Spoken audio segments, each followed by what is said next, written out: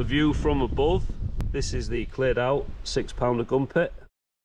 Right then viewers, there's an old photograph taken from near here somewhere, and I think there's some like officers climbing up the gantry, because there used to be a big watchtower on there, and you can see in the centre of the screen now the steels where they've been cut off.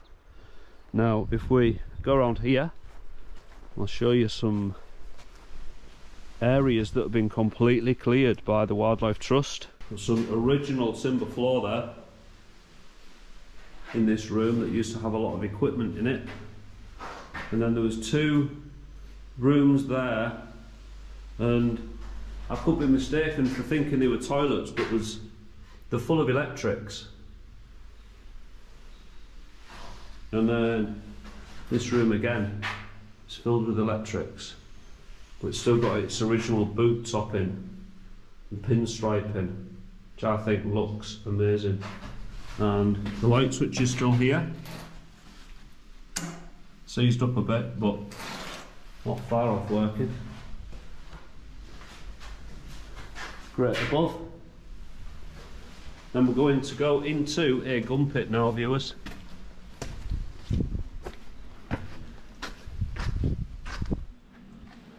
So when I came here a few years ago with Dave, it was completely filled in. This, it was a right mess, totally filled in, but now completely cleared.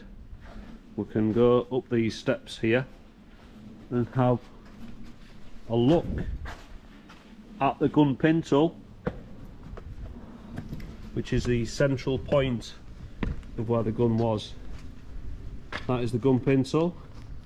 Can't remember what size guns were here, but I will tell you soon because there's some information. 6 inches, I said. 6 inch. 6-pounder. 6-pound guns. So these were 6-pounders, and we saw a picture earlier, and if I can find that I'll put that on the screen.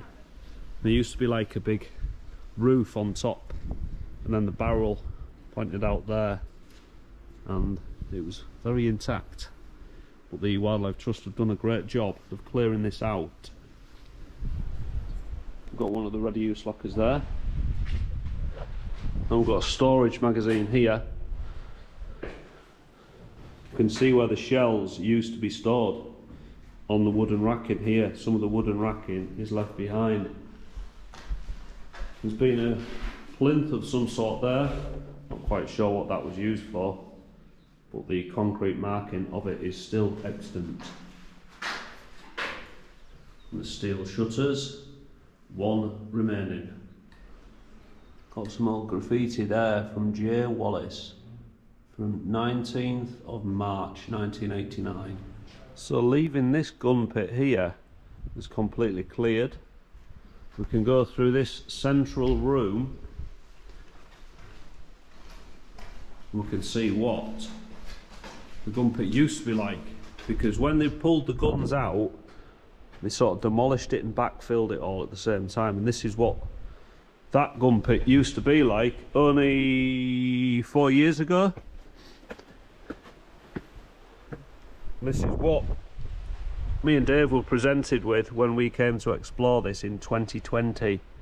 Smashed to bits and left as a ruin, because when they pulled the roof off they pushed all the bricks in to pull the gun out to scrap it, and that's what these were left like. Masses of rubble left behind. A few moments later. This is the cleared out 6-pounder gun pit, as you may well know, and you can see the stops that are still intact to stop the gun rotating further than the opening.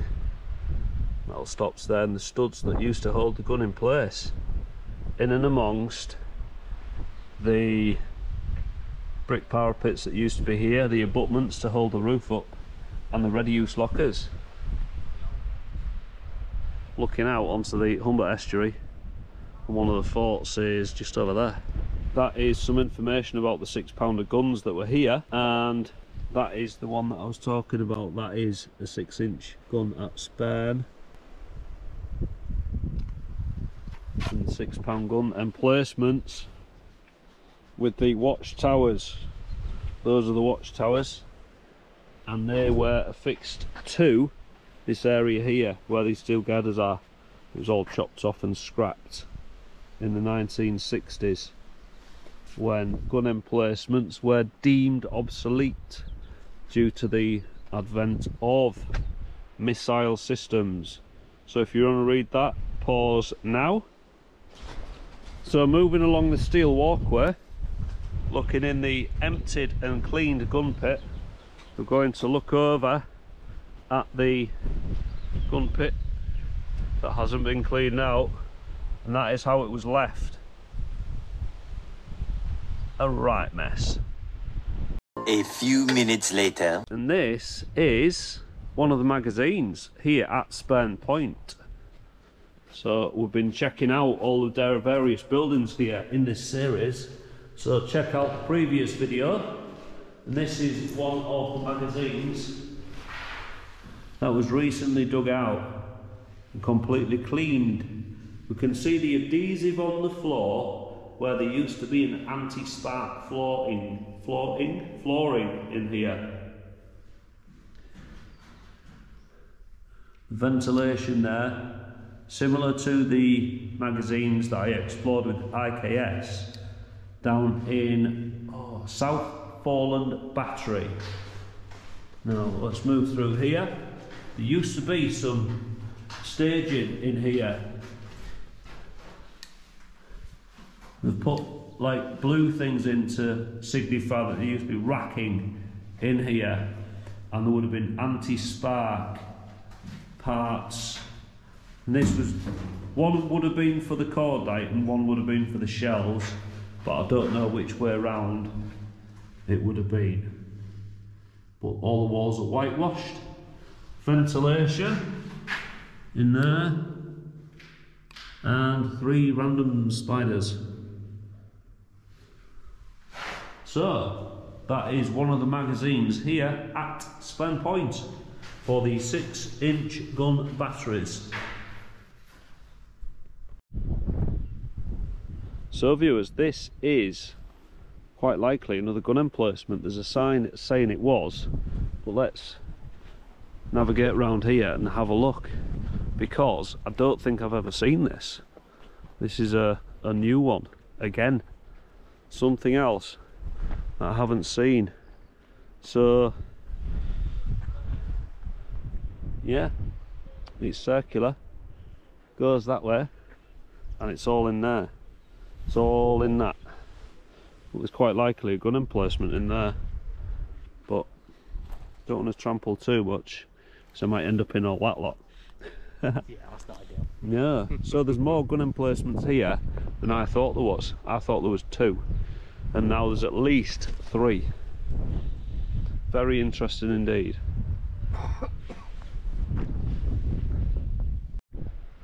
So viewers, a change in habitat here. This is the sea buckthorn management. They removed large parts of sea buckthorn, and the idea was to use Highland cows to maintain it. When I was here last, they were digging it out and burning the sea buckthorn, and the introduction of the cows were to come afterwards. Don't know if that ever happened, because cows are quite big and I haven't seen any, so I'm not sure if they're here today. But if you want to know more, viewers, pause the screen now, and why not check out that QR code, scan that with your smartphone on your TV now and see what comes up. And someone's subscribed a moo into their moo indeed. Gonna look at some searchlights next. That's a dog maybe in a hair. Possibly. This is another magazine, viewers, and it looks like something was painted above the door here. Or is it just a marking? I can't tell. Ben might be able to get his... That one, there's no smoking. No smoking. Don't smoke in the magazine. Is there anything there? It's too bright. It's too, yeah, too much daylight. He's got a UV lamp and he's trying to bring up the... if anything was painted there in the past. But no smoking is the order from management. as we go past these brick vents that are really cool. So I think they'll ventilate to there to keep the draft and keep the damp out. The roof in this one feels lower. I don't feel like I was ducking in the last one, but I'm ducking in this one. Now I've got some wooden batten in there with like clips on it for shelving by the looks. So they've had some shelving in here. The wood's a bit rough cut. The top, like it was an afterthought, like a rushed afterthought. And we've got insets there for explosion proof lamps, so oil lamps that are explosion proof. DW 1963 PW. So that was probably the shutdown of this. Don't know when it actually closed. Can't remember. Filled in vent there.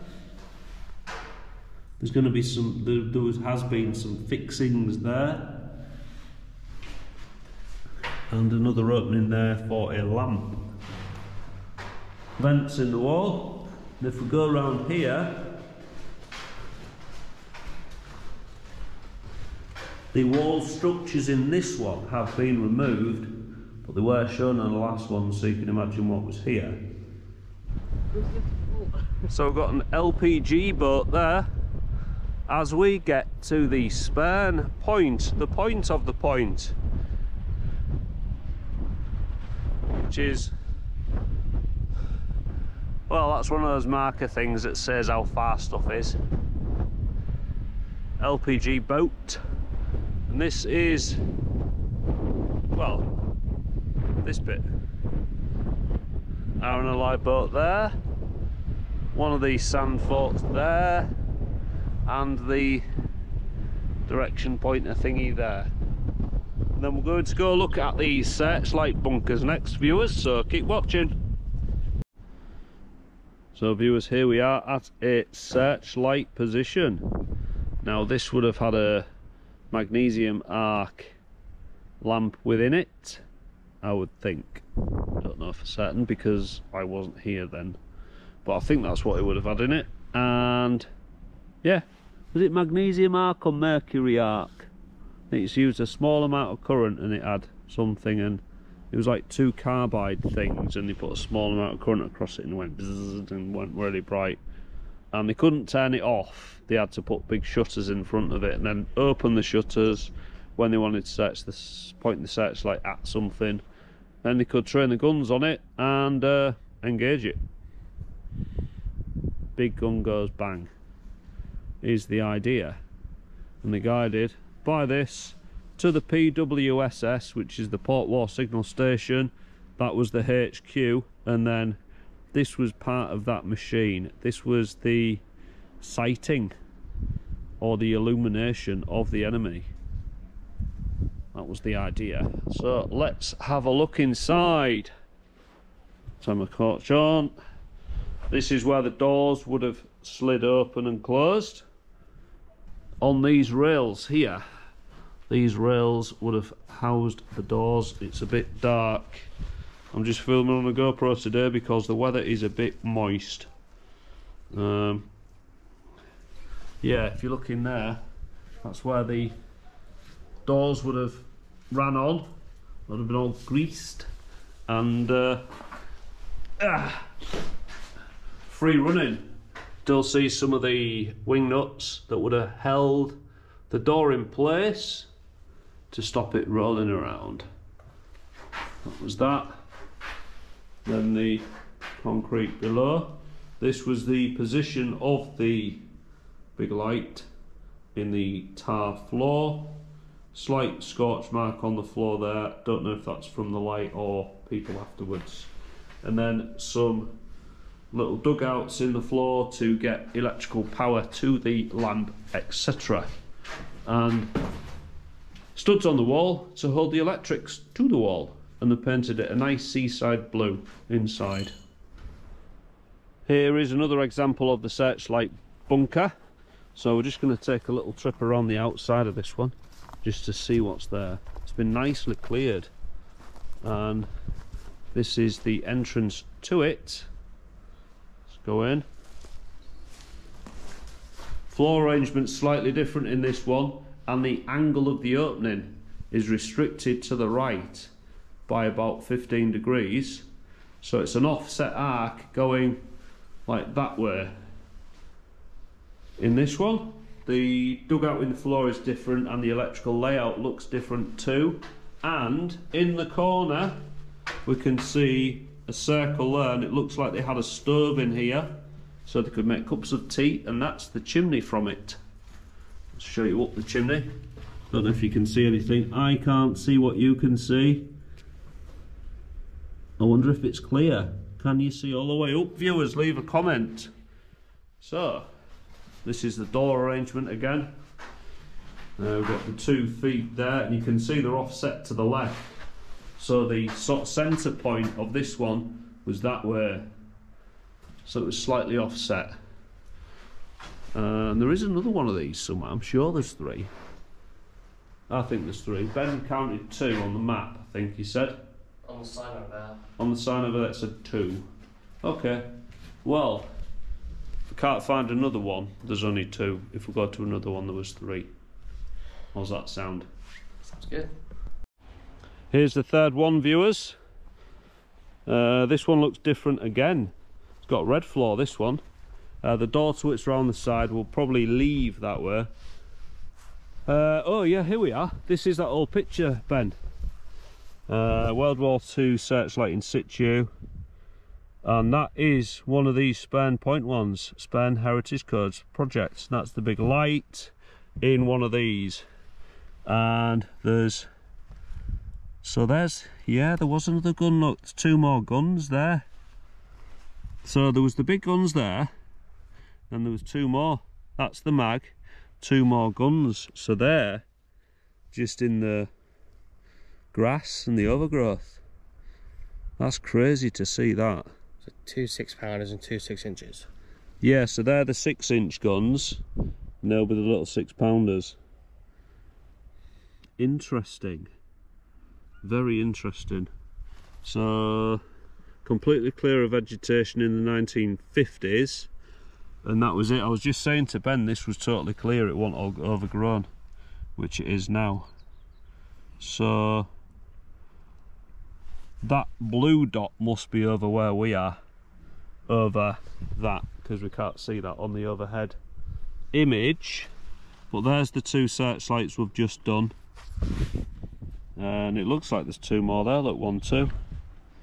As well. Yeah, so there was more than 3.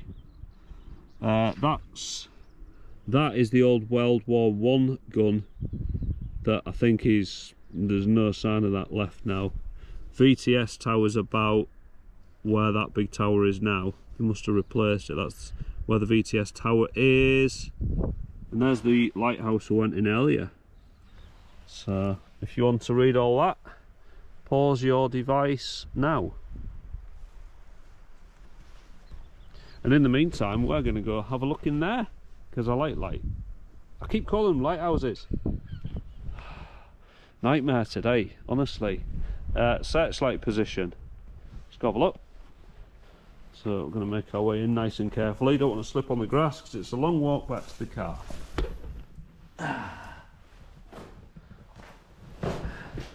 Floor's red. They've put red dye in the tar.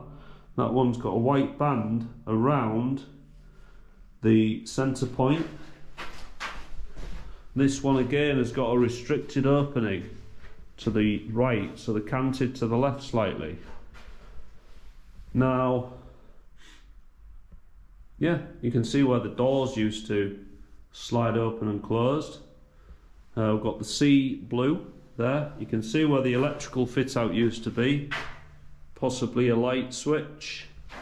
And then we've got at the back wall here, fairly clear apart from that patch there that hasn't been painted, and it's got studs in the wall. As you can see, look, where something used to be affixed to the wall, little pegs in the concrete. So that was this third searchlight position as Ben makes his way in. And that's the stairs leading to the exit. Right in the centre of the screen, viewers, there's a deer. Looks a bit underweight, and it isn't very old, I don't think, but it's a deer all the same. Can you see it moving? First bit of wildlife I've seen that isn't like a bird or like a slug. Saw Gary the snail earlier, but that's the first like big thing with 4 legs I've seen. So what we got here then? Oh, we looked at this earlier because we'll come round here, then we went in the Jenny block, so we're going over there now to do a little tunnel to it as well. So this is the VTS tower, which I believe stands for Vessel Traffic Service, I believe is what that is. Yeah, that's what that is. Does shipping things, but I don't believe it's manned anymore. It used to be manned, but it isn't anymore. It's all unmanned and controlled from Grimsby, I think. That's what that is.